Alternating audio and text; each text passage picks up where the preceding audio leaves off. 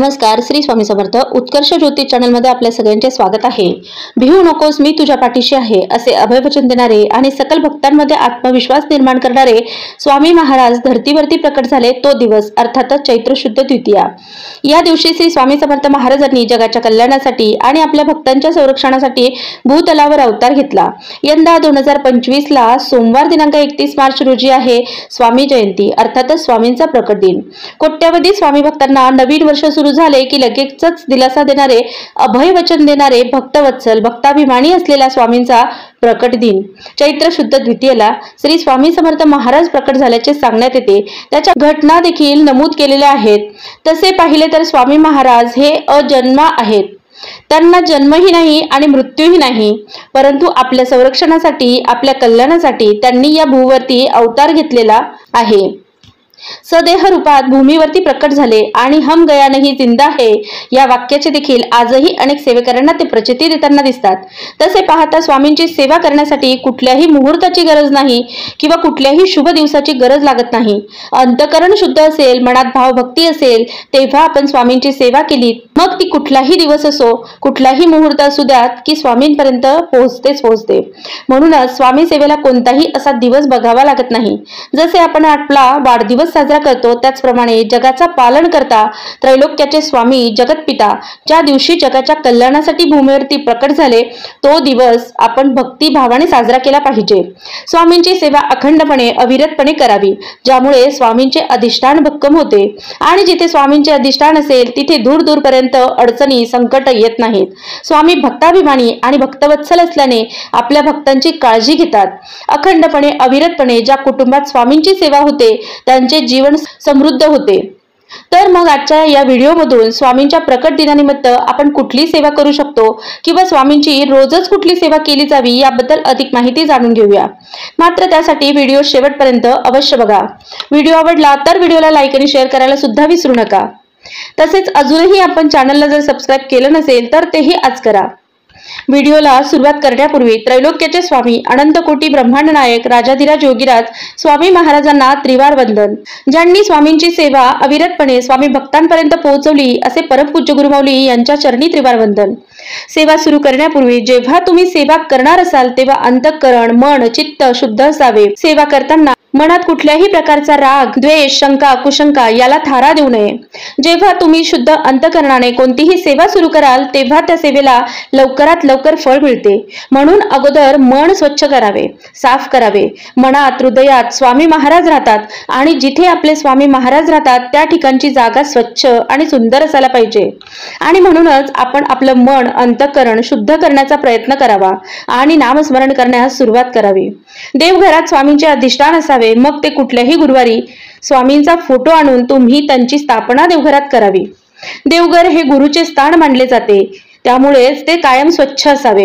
घरातील सगळ्यात शुभ लहरी शुभ स्पंदन जिथून निर्माण होतात ते ठिकाण अर्थातच देवघर. आणि म्हणूनच हे देवघर अतिशय स्वच्छ आणि सुंदर असावं. आसन घेऊन दीप प्रज्वलित करून सेवेला सुरुवात करावी. कुठलीही सेवा करणार असाल तर दीप प्रज्वलन करणे महत्वाचे म्हणतात. अग्नीच्या साक्षीने केलेली सेवा देवतांपर्यंत पोहोचते असेही म्हटले जाते. त्यासाठी दिवा लावून धूप अगरबत्ती लावावी, जेणेकरून घरातील वातावरण आनंदी आणि सकारात्मक होईल. ज्यायोगे मनात शुद्ध भाव निर्माण होऊन सेवा करण्याला चित्त शुद्ध होईल. आसन घेऊन देवाजवळ बसून जी काही तुम्ही सेवा करणार आहात तिला सुरुवात करावी. पूजेला बसताना आसन घेण्याचे एक विशेष महत्व आहे. मागील व्हिडिओमध्ये तेच आपण जाणून घेतले. ज्यांचा व्हिडिओ बघायचा राहून गेला असेल त्यांनी आवर्जून बघा.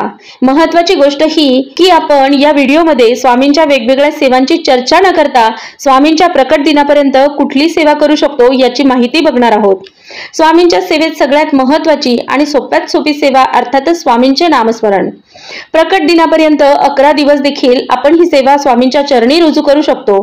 7 दिवस केली तरी देखील चालेल किंवा जे तुम्ही नामस्मरण करणार आहात, नामजप करणार आहात तो एका विशिष्ट संख्येत केला तरी देखील अत्यंत फायदेशीर ठरणार आहे. मग ज्यांना अगदीच लिहिता वाचता देखील येत नसेल अशा सर्व सेवेकरांनी स्वामींच्या श्री स्वामी समर्थ या षडाक्षरी मंत्राचा सतत जप करावा. मग हा जप करताना तुम्ही संकल्पयुक्त देखील करू शकतात. स्वामींच्या नित्य सेवेत ज्याप्रमाणे तुम्ही 11 माळी जप करतात त्याचप्रमाणे या प्रकट दिनापर्यंत 7 दिवस किंवा 11 दिवस एका ठराविक संख्येत जप करणं अपेक्षित असतं। मग जर यायोगे तुमचे एखादे अडलेले काम असेल किंवा एखादी मनोकामना असेल तर ती पूर्ण होण्यासाठी तुम्ही संकल्प करून विशिष्ट संख्येत जप स्वामींच्या चरणी अर्पण करू शकतात। त्यासाठी संकल्प अवश्य करावा आणि सेवेला सुरुवात करावी। संकल्प करताना हातात थोडे पाणी अक्षता घेऊन एखादे फूल घ्यावे आणि आपल्याच भाषेत स्वामींना आपली इच्छापूर्ती होण्यासाठी मी या संख्येत जप करणार आहे, आपण तो माझ्याकडून करून घ्या आणि त्यायोगे जे माझ्यासाठी योग्य असेल किंवा माझी अमुक एक इच्छा असेल तर ती पूर्ण करा असा संकल्प करावा आणि मग सेवेला सुरुवात करावी। तुम्ही जर कुठल्याही मनोकामना पूर्तीसाठी सेवा करणार असाल तर स्वामी केंद्रात जाऊन नारळ खडीसाखर स्वामींना अर्पण करून सेवा पूर्ण होण्यासाठी मनोकामना पूर्ण होण्यासाठी प्रार्थना करून स्वामींच्या चरणी नारळ खडीसाखर अर्पण करावे। आणि जर निस्वार्थी मनाने भक्तिभाव म्हणून फक्त तुम्ही सेवा करणार असाल तरी देखील तुम्ही याच पद्धतीने सेवा करू शकतात। जिथे तुम्हाला पुण्याची गरज असेल तिथे हे तुमचे साठवलेले पुण्य नक्कीच कामी येऊ शकेल। त्यासाठी कुठल्याही संकल्पाची गरज नाही।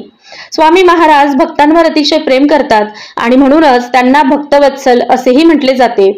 म्हणून तुम्ही मनोभावे केलेल्या सेवेचं मोजमाप स्वामी करत असतात आणि भक्तवत्सल असल्यामुळे स्वामी महाराज प्रत्येक भक्ताकडे वात्सल्याने बघत असतात आणि भक्तांचे गाराणेही ऐकत असतात। म्हणून शक्य झाल्यास स्वामींच्या प्रकट दिनी निस्वार्थपणे सेवा करून बघा।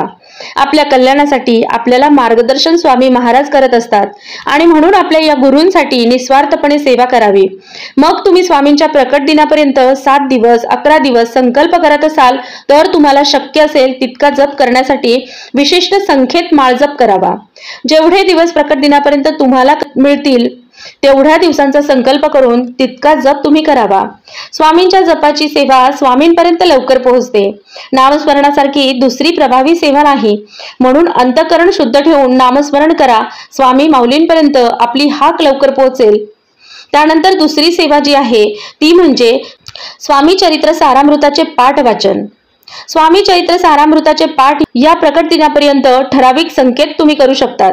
म्हणजेच काय की स्वामी चरित्र हा स्वामींच्या लीलांचे वर्णन करणारा स्वामी चरित्राच्या वरती आधारित असलेला ग्रंथ आहे, ज्यामध्ये स्वामींच्या लीलांचे वर्णन आहे। यात 1 ते 21 अध्याय असून रोज 1 पाठ वाचन करावा किंवा तुम्ही प्रकट दिनापर्यंत 21 पाठाचा संकल्प देखील करू शकतात। 108 पाठाचा देखील संकल्प करू शकतात किंवा तुमच्याकडे जेवढे दिवस शिल्लक असतील तेवढ्या दिवसात रोज 1 पाठ देखील करू शकतात। तुमची जी मनोकामना असेल, जी इच्छा असेल त्याप्रमाणे प्रकट दिनापर्यंत तुम्ही स्वामींची सेवा करू शकतात। अर्थातच स्वामी चरित्र सारामृत याचे रोज 3 अध्याय क्रमशः वाचन करणे आणि स्वामींची 11 माळी जप करणे ही नित्यसेवा अविरतपणे अखंडपणे स्वामी भक्तांनी करायला हवी। म्हणजे स्वामींचे अधिष्ठान कुटुंबात आपल्याबरोबर भक्कम असेल आणि म्हणूनच तुम्हाला शक्य होईल तितके जास्तीत जास्त स्वामी चरित्राचे पाठ तुम्ही स्वामी चरणी अर्पण करू शकतात किंवा नाही शक्य झालं तर प्रकट दिनाच्या दिवशी देखील तुम्ही स्वामी चरित्र सारामृताचे पाठ वाचन करू शकतात।